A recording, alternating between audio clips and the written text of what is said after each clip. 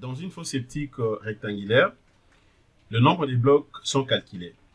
Dans une fosse septique carrée aussi, le nombre de blocs doit être calculé. Mais est-ce que saviez-vous qu'il y a possibilité aussi de calculer le nombre de blocs pour une fosse septique circulaire?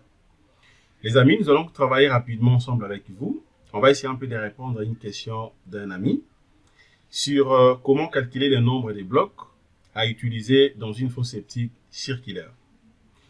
Alors, vous avez quelques images devant vous. Ok, par exemple, ici, vous voyez déjà la fosse septique est là. C'est circulaire, bien sûr. De l'autre côté également. Et à gauche, ici, vous avez même la possibilité de visualiser rapidement le nombre de chambres qu'on a dans cette fosse septique. Alors, ce qu'il faut savoir est que une fosse septique circulaire peut être réalisée soit tout simplement en béton, ok, donc en béton armé bien sûr. Vous dimensionnez directement une fosse septique en béton armé.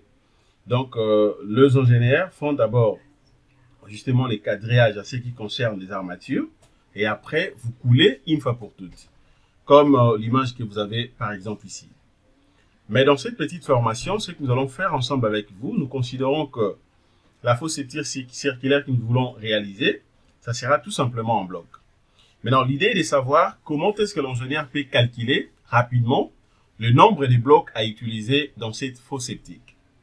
Donc, les amis, suivez-moi très bien. Je vais vous montrer une méthode très simple, vraiment facile à calculer. Je sais très bien, il y a plusieurs méthodes que je peux également le faire avec vous, soit 2, 3, voire même 4. Je peux vous montrer. Mais pour aujourd'hui, j'aimerais que nous puissions travailler rapidement sur cette méthode qui est vraiment la moins facile et simple, qui pourra vous aider de trouver directement le nombre des blocs.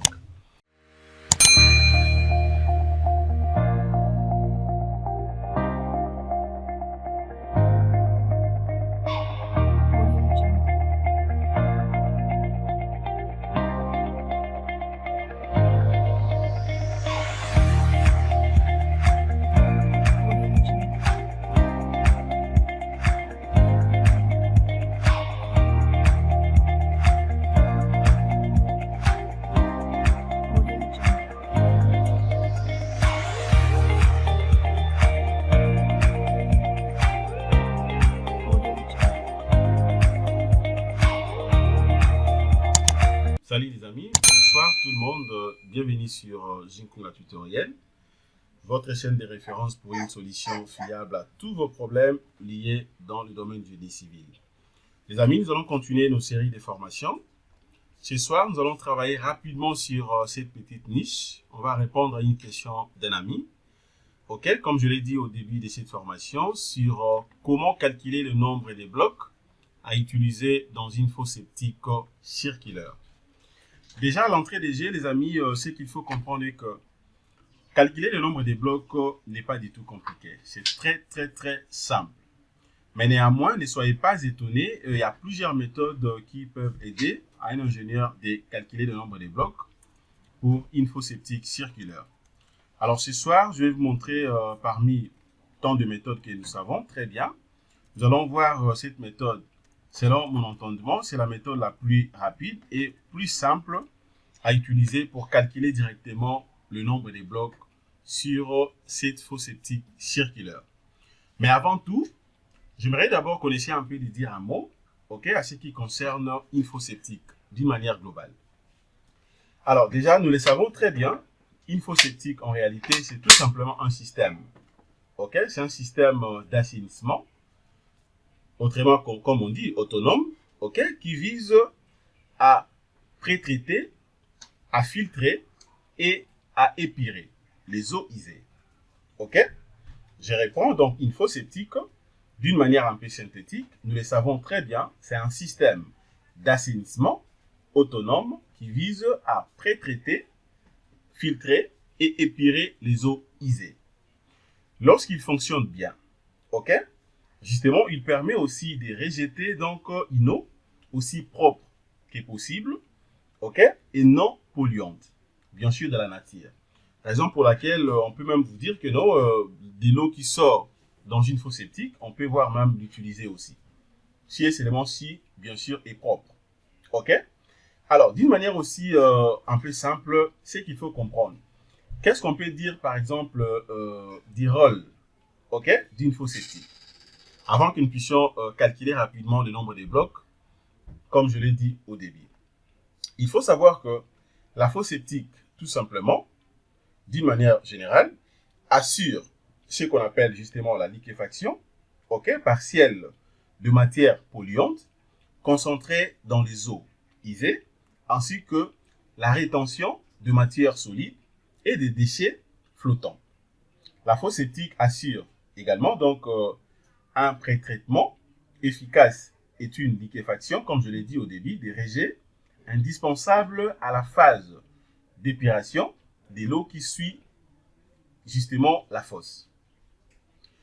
Alors maintenant, comment est-ce que l'ingénieur peut calculer par exemple le nombre de blocs dans cette fosse septique circulaire? Déjà en termes de données, vous avez les deux données que vous voyez ici. Ok?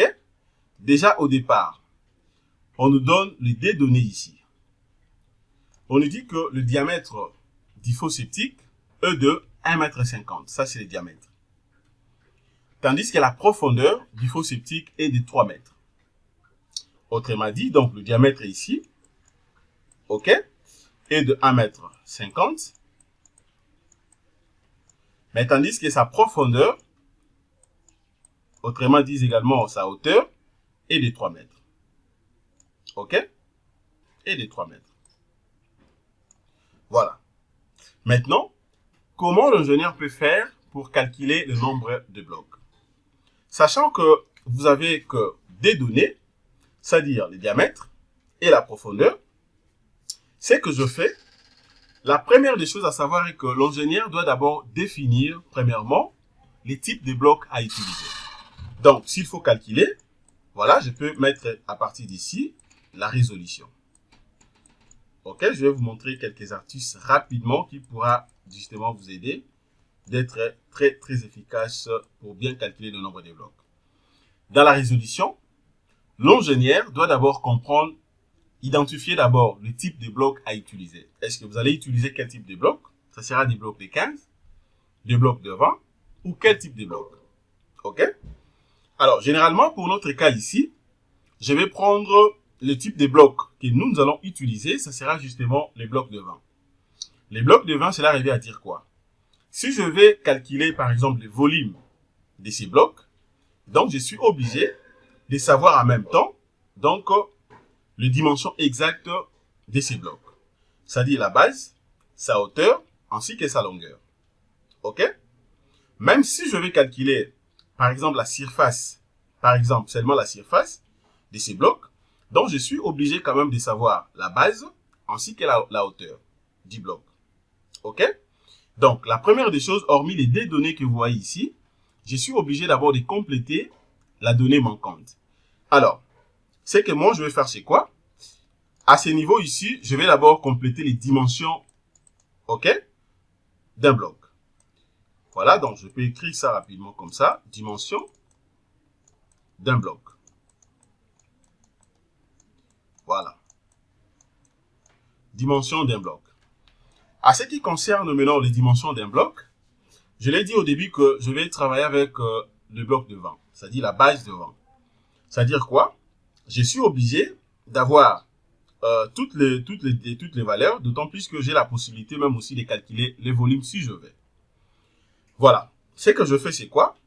D'abord, j'aurai une base de combien? Je prends, comme il s'agit de blocs de 20, donc sa base sera de 20 cm. Je prends ça donc en mètres, ça sera 0,20 mètres.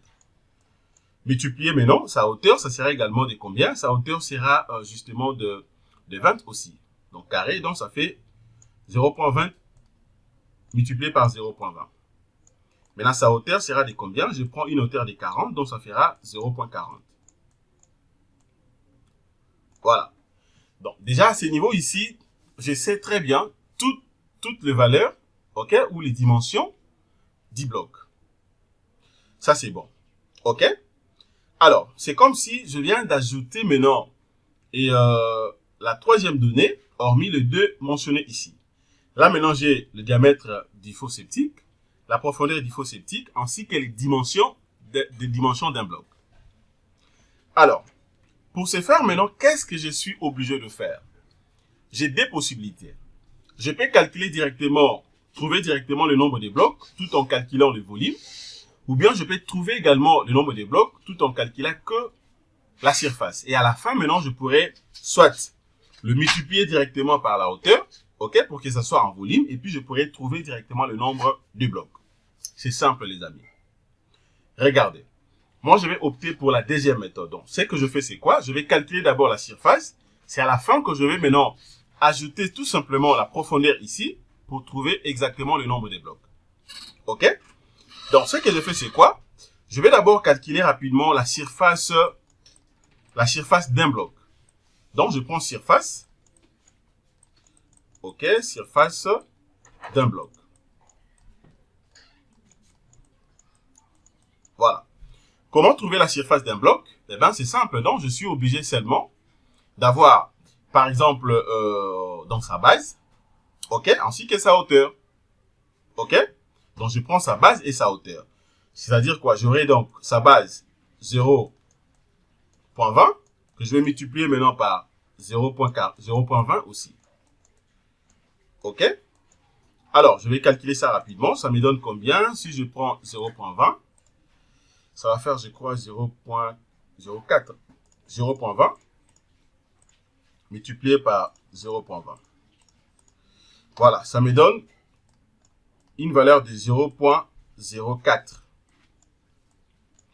0.04. OK? Il s'agit donc d'une surface. Là, ça sera donc en mètres carrés. Voilà. Donc, je viens de calculer déjà la surface d'un bloc. Là, c'est bon. Alors, étant donné que la surface d'un bloc est connue, maintenant, je peux enchaîner. Deuxièmement, je vais calculer quoi ici?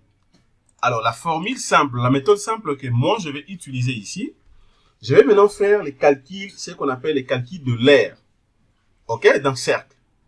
Bien sûr, avec les diamètres. Sachant déjà les diamètres, ok, de la fosse septique, qui est bien sûr de 1,50 m, de 1,50 m, ok, sa profondeur ou sa hauteur, qui est de 3 mètres, ok. Maintenant, je vais calculer l'aire du cercle, avec bien sûr le diamètre. Alors, calculons maintenant.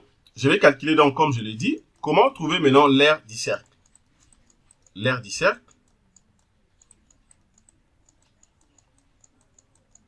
Voilà. Bien sûr, à partir du diamètre. Alors, ce qu'il faut savoir aussi, sachant que, en réalité, un cercle est une courbe, comme nous le savons, bien sûr fermée. Ok, la différence, justement, entre ce qu'on appelle courbe, c'est justement, comme je l'ai dit, donc, un cercle, c'est une courbe fermée, tandis qu'un disque est une figure géométrique, bien sûr, mais dans le plan. C'est la différence entre un cercle et le disque. Ok? Un cercle, c'est une courbe fermée, tandis qu'un disque est une figure géométrique dans un plan. Alors, d'autant plus que moi, je vais calculer l'aire. Ok? Comment il faut faire? Je peux appeler ça soit l'aire ou justement la surface d'un disque, par exemple. Alors, calculons. Comment je vais calculer l'aire, par exemple, du disque? Du disque. La formule nous dit que pour calculer l'aire du disque, il faudrait que vous puissiez d'abord trouver le pi, doit être multiplié par le diamètre, c'est-à-dire au carré, ok, sur 4. Ça, c'est pour trouver justement l'aire du disque. Il faut connaître pi, multiplié par le diamètre au carré, sur 4. Alors, vous allez comprendre que, à notre niveau ici, déjà, c'est simple pour trouver donc le D. Les 4 également, donc, c'est justement la formule. Ok? C'est-à-dire quoi? C'est comme si que vous avez un cercle pareil. Vous avez dans le centre. Et puis là, vous avez le diamètre. Là, vous avez le diamètre. Le centre est là. Ok? Comme centre de gravité, vous avez dans le point 0. Ok? Donc, les 0 ici représentent tout simplement, comme je l'ai dit, les centres, justement, du disque. Ok? Ça représente le centre du disque. comme centre de la fosse septique. Tandis que le 2, ok, que vous voyez ici, représente bien sûr le diamètre du disque. Ok, diamètre du disque ou diamètre de la fosse septique. Et après ça également, vous avez le pi. Le pi, nous le savons, ce n'est que le 3.14. Ça, c'est le pi. Ok? Maintenant, d'autant plus que j'ai toutes mes valeurs, eh bien, je peux directement, donc, remplacer tout simplement. Alors, calculons maintenant l'aire du disque, bien sûr, du diamètre 1.50. Ok? Que vous voyez ici. Donc, je peux seulement remplacer R du disque. Ok? Considérez ça comme R justement, de la fosse septique. Sera égal à quoi? Sera égal à quoi ici? Ça sera égal justement à pi, multiplié par les 1.50, bien sûr carré, sur 4. Ok? Sur 4. Je vais remplacer directement pi par sa valeur, donc ça sera 3.14, multiplié par 1.50 carré, que je vais diviser maintenant par 4. Ok? Calculons maintenant, c'est-à-dire R ici du disque, sera égal à combien? Donc, on va essayer un peu de calculer ça rapidement avec vous. Si je prends par exemple 1.5 carré, c'est-à-dire 1.5 fois 1.5, ok, déjà là, ça me fait 2.25. Ça me fait 2.25. Donc, ça veut dire quoi? En réalité, j'aurai maintenant 3.15. Non, c'est 3.15. Non, 3.14 multiplié par 2.25. Ok, que je vais diviser maintenant par 4. Voilà, je vais diviser par 4. Et ça me donne donc cette valeur. Ok? Donc la valeur trouvée, c'est combien? Donc j'ai trouvé la valeur de 1 point. Je dois bien voir ça. 1.76. 625. Voilà, c'est ça donc l'aire justement du disque ou également de la fosse septique que je peux maintenant arrondir, soit 1.77. Ok? 77 mètres carrés. Ça sera donc en mètres carrés. Ok? Mètres carrés. Donc jusque là, je n'ai pas de problème. Vous voyez? Donc jusque là, je n'ai aucun problème. Alors, maintenant, qu'est-ce que je vais également faire? Ça sera mètre carré puisque là, c'est les carrés. Hein. J'espère que vous comprenez très bien ce que je suis en train de dire. Ok? Donc c'est le double de 1.5. Maintenant, étant donné que j'ai déjà trouvé, bien sûr, la valeur des disques, ok? Donc c'est ça les valeurs, la valeur trouvée. Maintenant, je peux donc calculer directement le nombre des blocs. Ok? Alors, si je vais calculer par exemple le nombre des blocs en termes bien sûr de la surface, d'autant plus que je sais très bien la surface. Ok? La surface d'un bloc, on avait trouvé c'est ça la valeur. Donc la surface d'un bloc, on avait trouvé une valeur de 0,004 mètres carrés. Ok? Ça c'est la surface d'un bloc, 0,04 mètres carrés. Et tandis que l'aire justement du disque, nous avons trouvé une valeur de 1.77 mètres carrés. Alors, c'est-à-dire quoi? Si je vais trouver, par exemple, maintenant, ceci implique, si je vais trouver le nombre des blocs, ok? Le nombre des blocs des surfaces, bien sûr. Nombre des blocs des surfaces. C'est-à-dire, j'aurai quoi ici? Eh bien, c'est juste question de prendre, ok? L'aire, ça sera donc l'aire des disques. L'aire des disques, que je vais diviser tout simplement par la surface d'un bloc. Ok? Donc, je vais calculer ça directement ici. Nombre des blocs des surfaces sera égal à quoi? Je remplace directement donc l'aire du disque. La valeur, ça sera donc le 1.77 mètres carrés que je vais diviser maintenant par le 0,04. 0,04 mètres carrés. Donc, ça dit le mètre carré tombe. Ok? Ça dit, j'aurai quoi ici? Je vais les diviser rapidement. Donc, j'aurai combien? Le 1.77 que je vais diviser par 0,04. Voilà, je trouve une valeur de 44.25 blocs. Ok? Ça me donne une valeur de 44 24.25 blocs. 25 blocs des surfaces. Blocs des surfaces. OK? Maintenant, étant donné que j'ai une profondeur ici donnée justement de 3 mètres, maintenant, comment je serai à mesure de trouver le nombre de blocs d'une manière globale? C'est-à-dire quoi? C'est juste question de prendre le nombre de blocs trouvés ici, OK?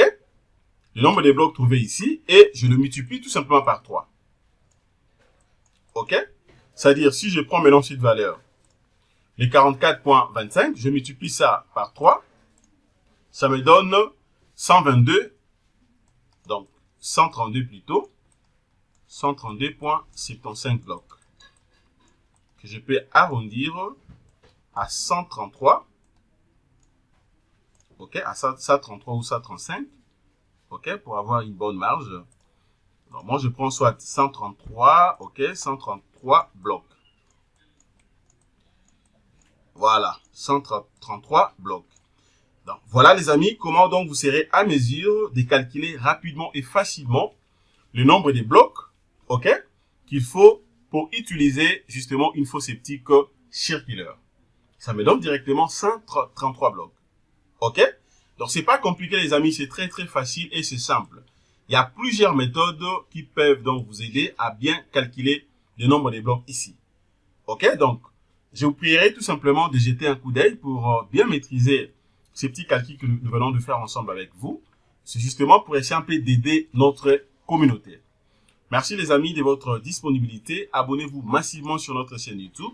Likez nos contenus, partagez ainsi que commentez. Passez une excellente soirée. Au revoir.